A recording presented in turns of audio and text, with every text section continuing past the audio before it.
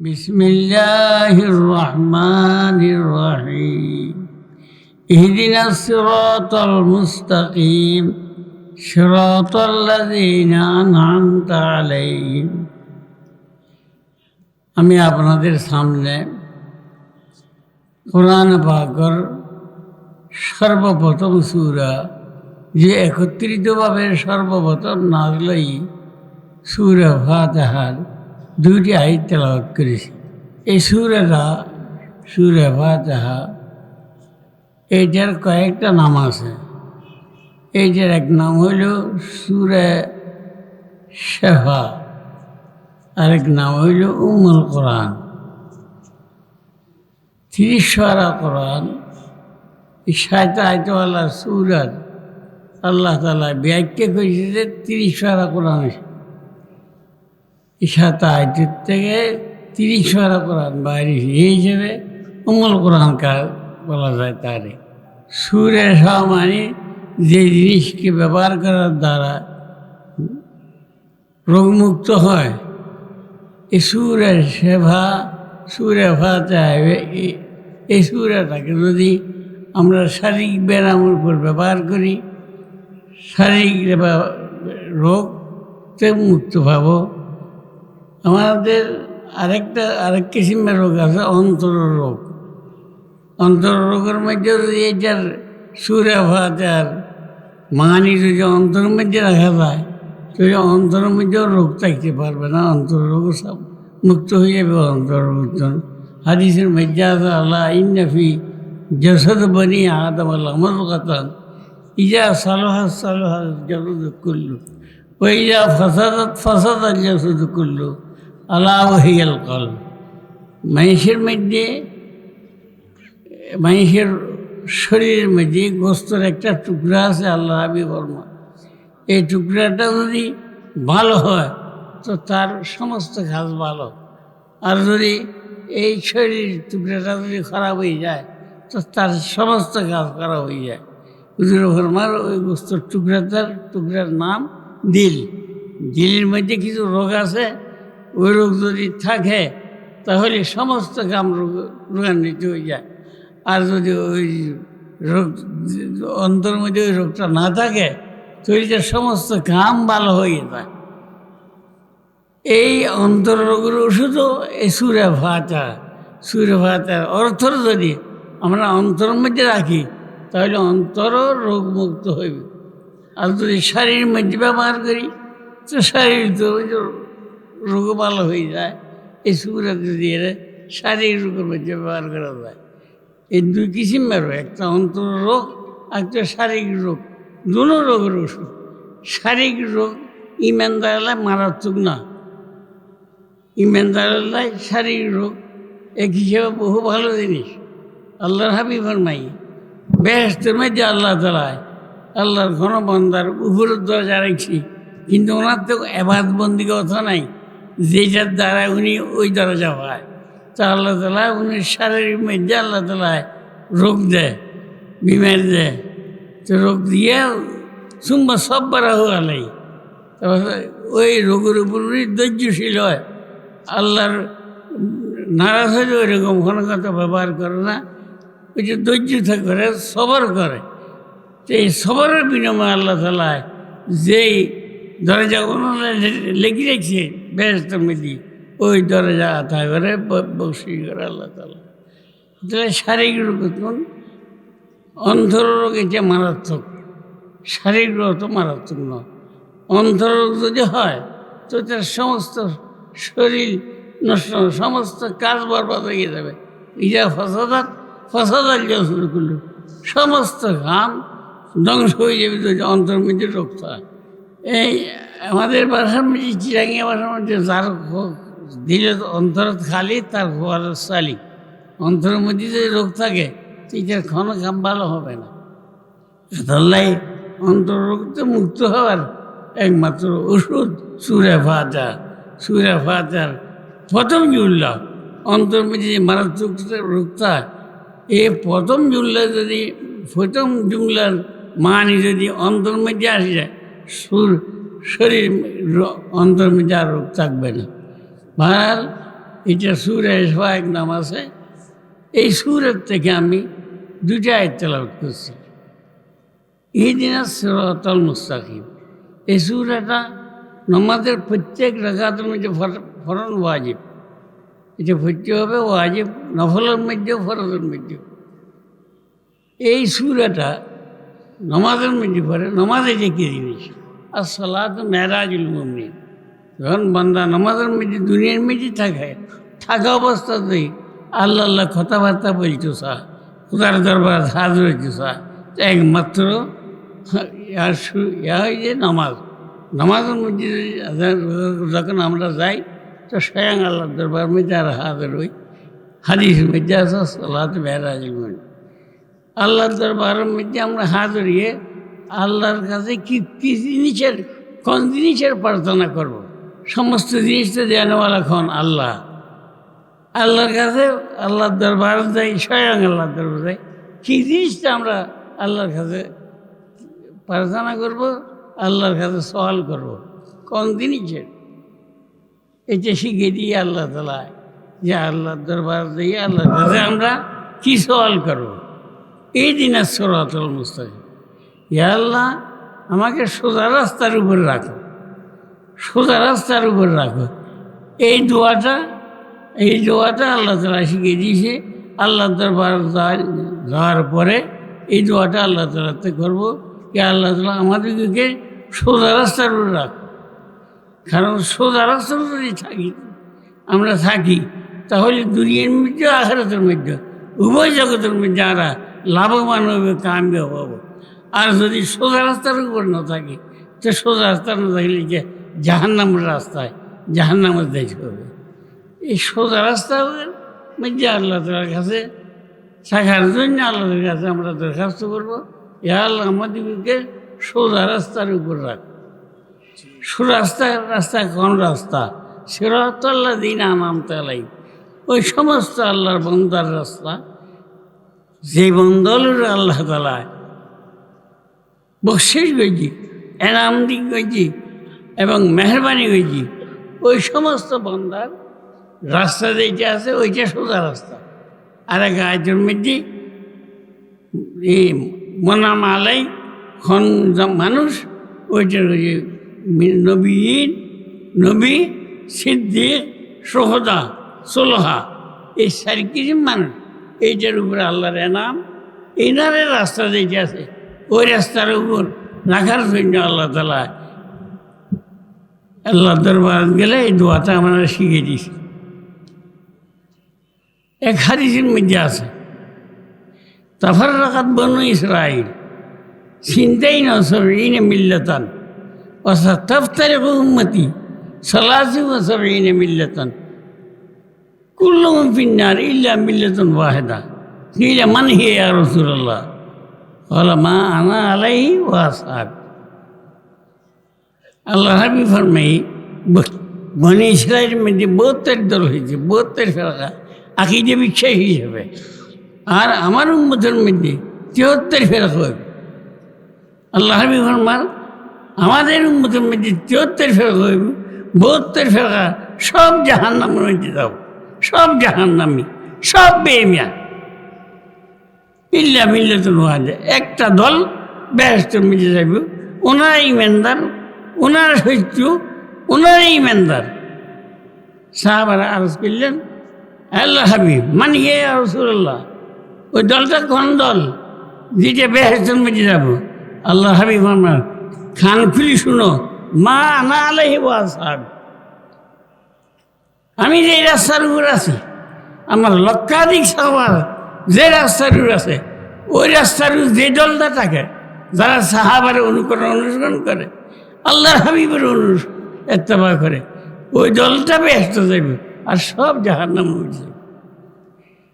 এখানে আল্লাহ হাবিব শোনাই দিছি, যে রাস্তার উপর সাহাবারা আছে, আল্লাহ হাবিব আছে, ওই রাস্তার উপর যারা থাকে ওনারাই বেহেশতের মধ্যে যাবে। ইল্লা মিল্লাতুন ওয়াহিদা, এক দল দিয়ে বেহেশত যাবে যারা সাহাবাদের অনুকরণ করে, সাহাবাদের অনুসরণ করে। আফসোস এই অক্ষর মধ্যে এমন একটা ফিতনা আসে, যে ফিতনা সম্বন্ধে আল্লাহ হাবিবি 1300 বছর আগে, 14 বছর 13,000 বছর আগে আল্লাহ হাবিব বয়ান ফরমাই। আল্লাহ হাবিব ফরমার এখতারানি আসহাবি, আল্লাহ তাআলা আমাকে বাছনা করে দিয়েছে সমস্ত মানুষ থেকে, আর আমাদের সাহাবাকে বাছনা করে দিয়েছে। আমাদের সাহাবা অসায়াতি কওম, এক জমাত, এক দল এরকম আসবো যারা ইয়াসুব্বুহুম, আমাদের সাহাবিকে গালিগুলো করবো, ওয়াস্তান কিছু না হুম, আমার সাহাবার আয় বিক্রি করবো, এই একদল হবে। ফালা তুজালিসু মাহুম ওয়ালা তুশারিবু মাহুম ওয়ালা তুয়াকিলু মাহুম ওয়ালা তুনাকিহু মাহুম, যারা আমার সাহাবাকে গাইলে, আমার সাহাবার আয় তারাই করে, ওনার উঠে বসা করবেন না, ওনার খাওয়া দাওয়া করবেন না, ওনার বিয়ে শাদী করবেন। যারা সাহাবারে গালাগালি করে, আল্লাহ তাআলা আরেক হাদিস মধ্যে আল্লাহ ফরমাই, যারা আমার সাহাবাকে গালি দিয়ে, ওনার উপর আল্লাহ লানত, ফেরেশতার লানত, সমস্ত মানুষের লানত, যারা সাহাবারে গালিগুলি করে। সাহাবা এই জমানার মধ্যে এক ফেরকা আসে, বাতিল ফেরকা। আমি তো এটা কখনো বলানোর আমি মজবুর, আমি বলতে হবে। এক হাদিস আমার সামনে আছে, ইয়া কাসরাতিল ফিতনু ইয়া যাহারাতিল ফিতনু ওয়াসুব্বা আসহাবি ফাল ইউযহিরিল আলিম ইলমাহু ফাইন লাম ইয়াফআল যালিক ফাআলাইহি লানাতুল্লাহ ওয়াল মালায়েকা ওয়ান নাস আজমাইন। হুজুর ফরমার, যখন ফিতনা আসি যাব, ইয়া যাহারাতিল ফিতনা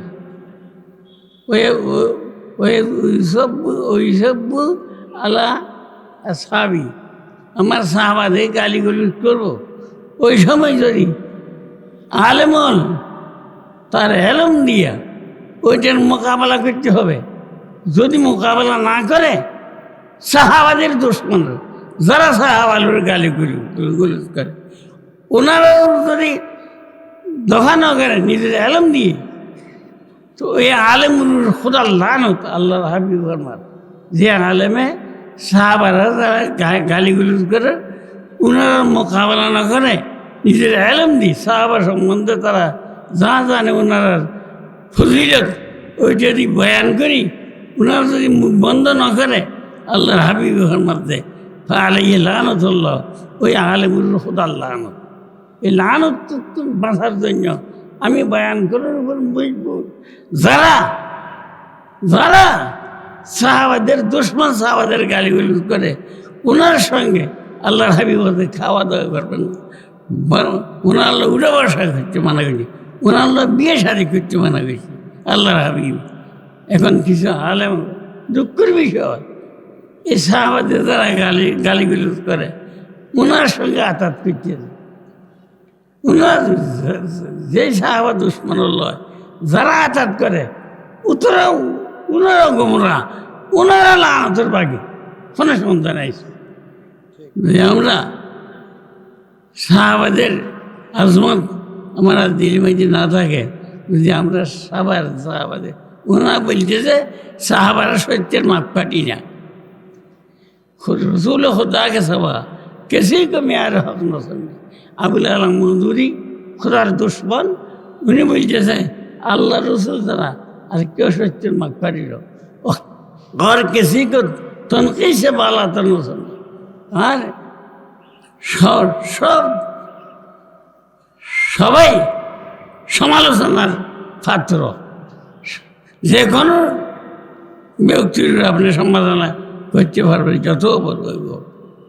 এই উসুল রূপ, এই আবুল আলাম মদুদির এই বন্ড উসুলুর এখন ওনারা পার্টির মানুষ।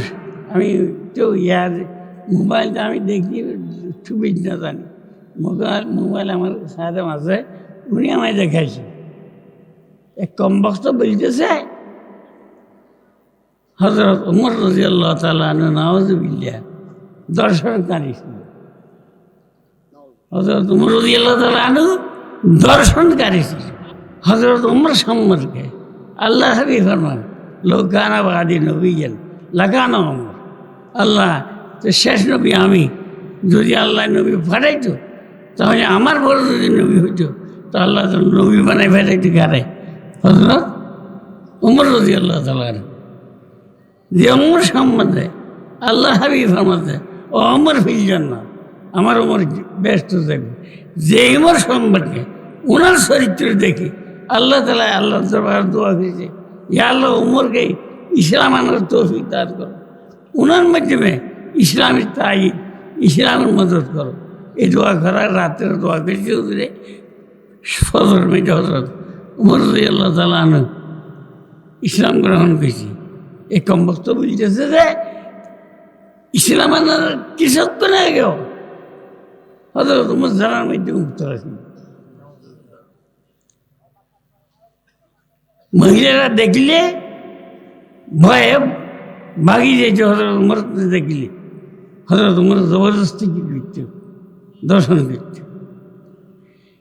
এর তো বড় গোমরা দল তখন দেশের মধ্যে আসি ইসলামের নাম দিই জামাতে ইসলামী না। আমি বলতেছি না, আমি যখন দেওবন্দে ছিলাম ওই সময় একটা ইলেকশন হয়েছিল এখানে, পাকিস্তানের মধ্যে ইলেকশন হয়েছিল। ওই ইলেকশনের মধ্যে নিজাম ইসলাম মানে 3 নম্বরের মধ্যে কামি হয়েছে। জোট হয়েছিল নিজাম ইসলাম পার্টি, কৃষি পার্টি আর আওয়ামী মুসলিম লীগ। ওই সময় আওয়ামী লীগ বললো মুসলিমরাও তো গিয়েছে আছে, আওয়ামী মুসলিম লীগ এই 3 দলে মিলিয়ে জোট হয়েছে, ঐক্য জোট। ওই জোটের মধ্যে নিজাম ইসলাম পার্টির মধ্যে ছিল মাওলানা আতহার সাহেব রহমতুল্লাহ আলাই, আমার আছে হযরত মাওলানা সিদ্দিক আহমদ সাহেব রহমতুল্লাহ আলাই। এই জন্য উনি ছিলেন মহাসচিব, মাওলানা আতহার সাহেব ছিলেন সভাপতি। ওই নিজাম ইসলাম ওই 3 নম্বরের মধ্যে কামিয়াব হয়েছিল। প্রদেশের মধ্যে 35 সিট, কেন্দ্রের মধ্যে 9 সিট হাসিল করেছিল নিজাম ইসলাম পার্টি। এরপরে আমি দেওবন্দ গেছি। পাকিস্তানি ছাত্ররা হযরত মদনী রহমতুল্লাহ সওয়াল করতেছে, হযরত পাকিস্তানের মধ্যে এই ইলেকশনের মধ্যে নিজাম ইসলাম পার্টি 3 নম্বরে কামি হয়েছে, কিন্তু জনগণ আছে ওনার সঙ্গে, কিন্তু সংগঠন নাই। মৌদুদি জামাতের সংগঠন আছে, যদি আমরা মিলি ইলেকশন করি তাহলে আগামী ইলেকশনের মধ্যে আমরা 1 নম্বরে যাব, পাকিস্তানের মধ্যে ইসলামী হুকুমত কায়েম করতে পারবো। তো হযরত জবাবদের হযরত মদনী রহমতুল্লাহ আলাই আমাদের अकाबर उन्हीं मुझे पहले ये बतलाइए कि निज़ाम इस्लाम पार्टी के इस्लाम और जमात इस्लामी की इस्लाम एक है या दो? जे जमात अल्लाह तुम्हारा मिली इस्लाम अल्लाह आंदोलन करिए और जमात इस्लामी इस्लाम और निज़ाम इस्लाम पार्टी इस्लाम एक न दो। हजरत निजी जवाबदारी एक नहीं है। निज़ाम इस्लाम पार्टी के इस्लाम ये मदीना का इस्लाम और जमात इस्लामी की इस्लाम ये मौदूदी का इस्लाम है। जब इस्लाम दो है तो हम मिलकर कौन इस्लाम कायम करेंगे? यह बोले 7 दल मिली 8 दल आंदोलन कर 7 दल मिली 8 दल गए। মদনী রহমতুল্লাহ মধ্যে ওনারা এক ঐক্য হইতে পারে না, কারণ ওনারা ইসলাম আমাদের ইসলাম এক না। আমার তো কোনো কিতাবের দরকার নেই, কোনো আলেমের দরকারও নেই। আমার কানে শুনছি ওদের মদনী রহমতুল্লাহর কথা, আমার অন্তর আছে। যেমন निज़ाम इस्लाम हमारे इस्लाम मदीने का इस्लाम है और जमाती इस्लामी इस्लाम ये मौदूदी का इस्लाम है। खाली उनार लोग कुछ होते पारे ना जरा साहाबेर दुश्मन साहाबारे गाली गलत करे ओ जमातुल्लाह সম্পর্ক রাখিলে জাহান্নাম বাদে কিছু হতো না। করলো দিনটা আল্লাহ হাবিবের মাঝে ইল্লা বিল্লাতুল ওয়াহিদা এক জামাত বেহেশতে যাবে যারা সাহাবার অনুকরণ অনুসরণ করে আসহাবি কান্নজু বেআইহিম ইক্তাদাই আচ্ছা সাহাবাত কুল্লুহুম আদু সাহাবার সত্যের মাপকাঠি যদি না হয় তো আপনার ইসলাম সত্য তার প্রমাণ কি? ইসলাম সত্য প্রমাণই যে সত্য সাহাবাদের সত্যতার উপরে। যদি আমরা সাহাবারে সত্যের মাপকাঠি না মানি তাহলে ইসলাম যে সত্য এটার প্রমাণ কোনো জিনিস আছে? কোনো জিনিস আছে? ইসলামই যে সত্য প্রমাণ কি? সাহাবারা যারা সত্য সাহাবাদ কুল্লু মাদুল সত্য সাহাবার মাধ্যমে আমরা এই দিন পাইছি। এই জন্য এই দিনই সত্য। যদি আমরা সত্যের মাপকাঠি দিই সাহাবারা না মানি তো দিনের তো জট কাটিয়ে দিছি আমরা, দিনের জট কাটিয়ে দিই। এই জমাতে ইসলাম না মন্দ ইসলাম, ইসলাম শব্দ কেটে আসতে পারে না। এই রাতত্বন সবাই সতর্ক থাকবেন। আল্লাহ আমাকে সবাইকে এই গোমরা দল থেকে আল্লাহ তাআলা হেফাজত করুন।